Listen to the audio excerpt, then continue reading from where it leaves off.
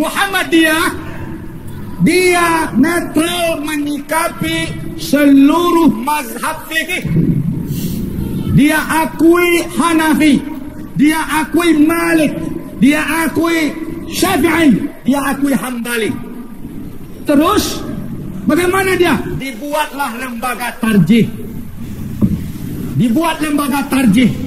Jika ada kasus hukum, lembaga tarjih mengadopsi dari 4 imam mazhab, bisa diambilkan nanti pendapat Abu Hanifah dalam satu kasus, kemudian Malik dalam kasus yang lain, atau Hambali dalam kasus yang lain, diputuskan dalam tarjih.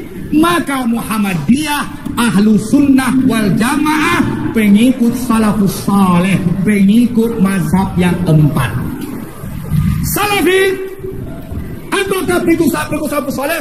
Sudah saya sampaikan, Salafi bukan pengikut salafus saleh. Kenapa? Karena Salafi tidak bermazhab. Muhammadiyah menerima mazhab, Salafi tidak bermazhab. Bagaimana mengaku pengikut salafus saleh sementara salafus saleh itu bermazhab? Kita langsung ke Quran, kita langsung ke hadis. Ente siapa? Anda memahami Quran butuh tafsir. Kalau tidak lewat tafsir Anda salah paham. Tahu nggak Anda? Ada ulama yang terdahulu karena tidak tahu asbabun nuzul mengatakan tawaf dan sa'i itu makruh. Fala junaha alaihi ayat tawafa bihima. Tidak berdosa mereka tawaf dan sa'i. Fala junah kalimat biasa dipakai untuk yang makruh, maka tawaf hukumnya makruh. Langsung ke Quran, sok mantap.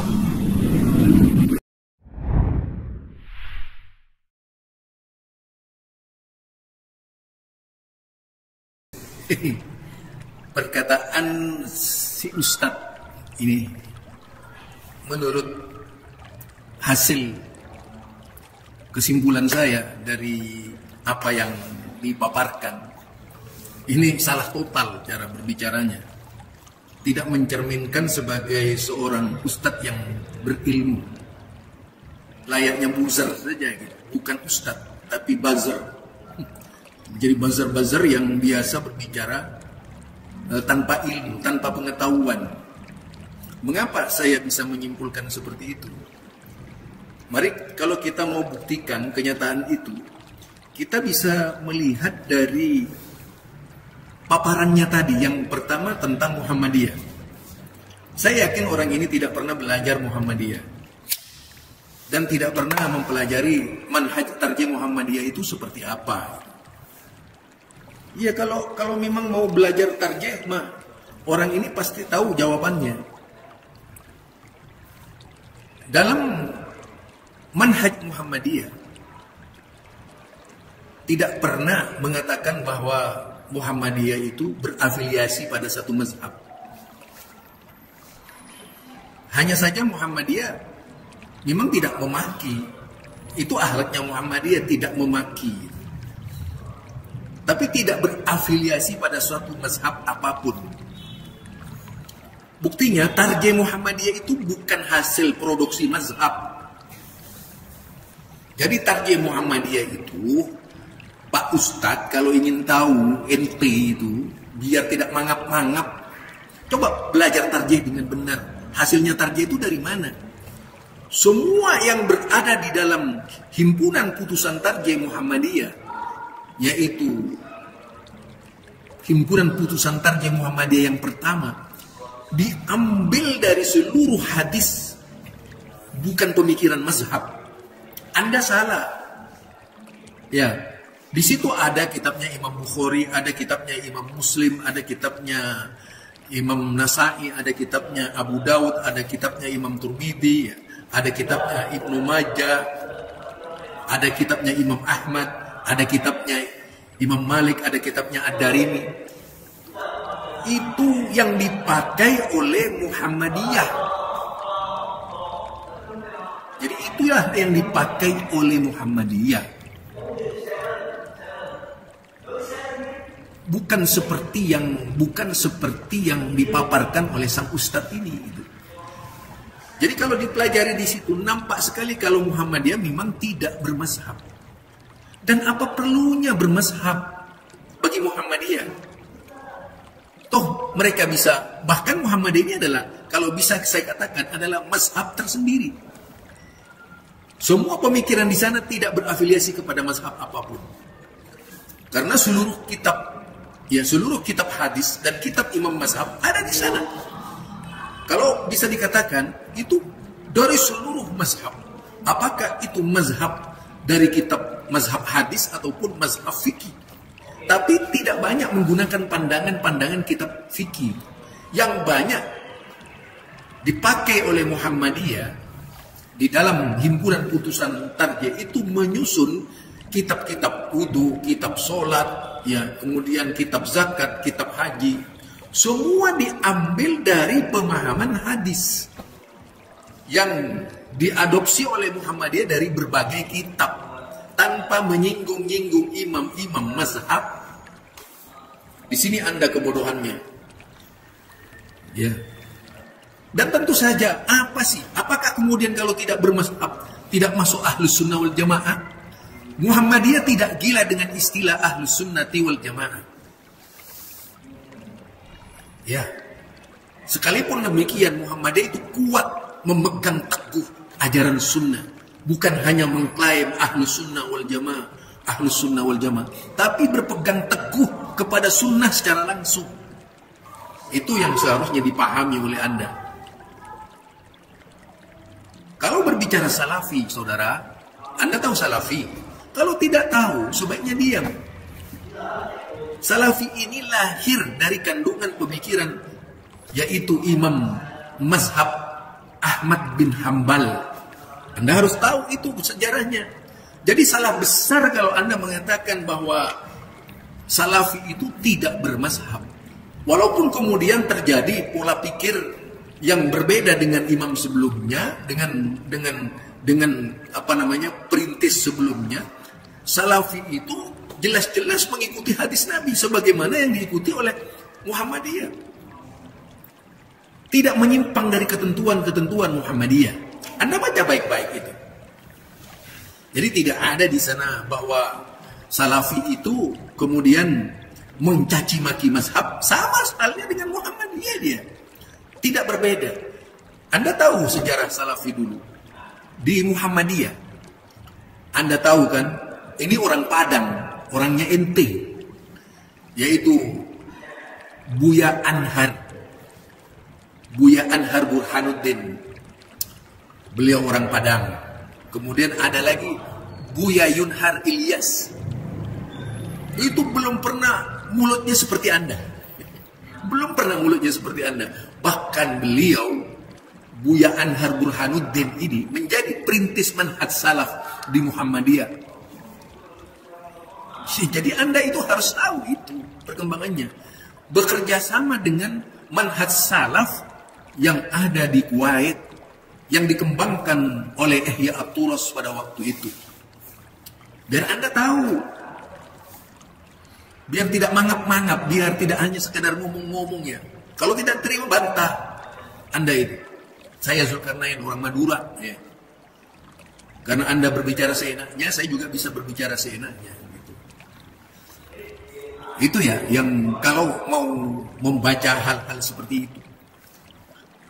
Jadi Salafi ini di Muhammadiyah selama bertahun-tahun berkantor di pimpinan pusat Muhammadiyah. Kenapa? Itu dianggap baik. Dianggap baik oleh Muhammadiyah dulu. Tidak ada permasalahan, tidak ada perselisihan. Terjadi pemikiran bersama. Bagi Muhammadiyah, memang kita tidak pernah menghina imam mazhab, tetapi kita menghormati saja beliau. Tapi tidak harus taklid sebagaimana yang Anda katakan tadi, yang mengatakan bahwa sidang tarjih Muhammadiyah itu karena imam mazhab yang berbeda-beda. Salah itu.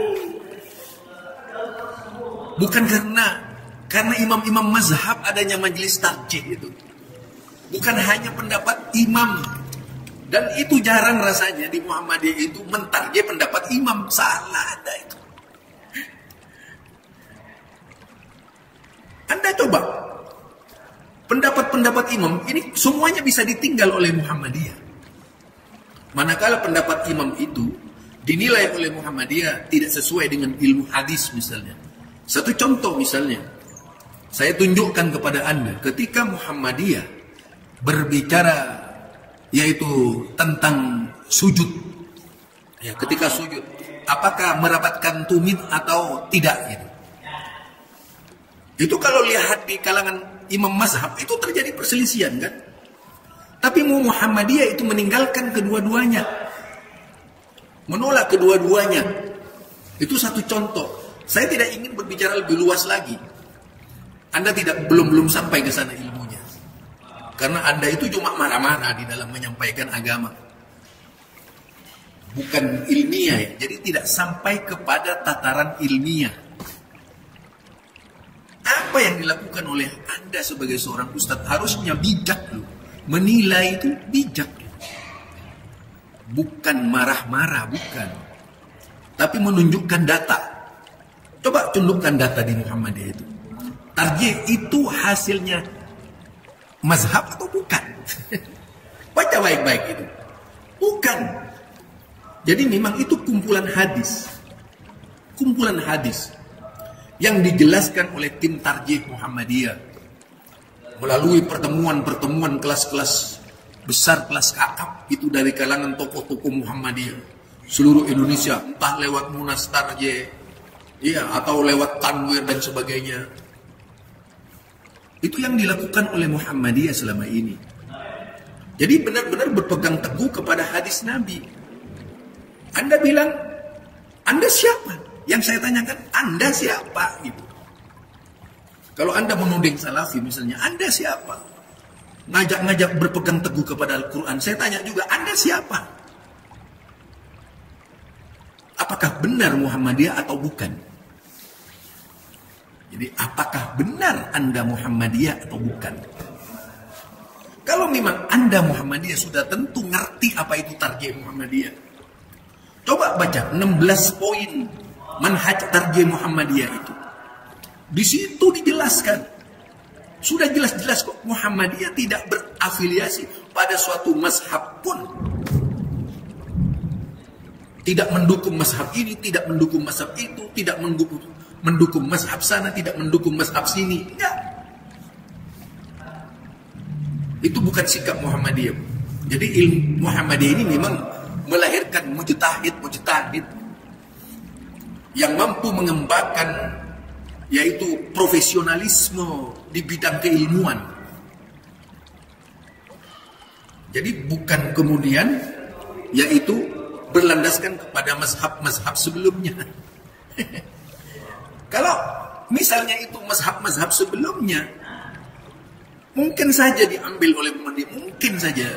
Misalnya di fatwa tarjih Muhammadiyah ada fatwa. Muhammadiyah itu punya 9 buku fatwa. Kemudian punya buku namanya Majelis Himpunan Putusan Tarjih Muhammadiyah 1 dan 2. Nah, dalam buku-buku tarjih Muhammadiyah ini semuanya terkadang sih memang mengambil pendapatnya imam siapa saja diambil. Termasuk di luar imam mazhab yang 4. Kadang-kadang mengambil perkataannya Imam As-Sawri, terkadang mengambil perkataannya Imam Muzanni di luar mazhab gitu. Jadi Anda itu, gawat ya kalau seperti itu. Rasanya tak mencerminkan intelektual Muhammadiyah yang menguasai ilmu Muhammadiyah. Saya kira cuma mangap-mangap saja gitu. Itu yang pertama.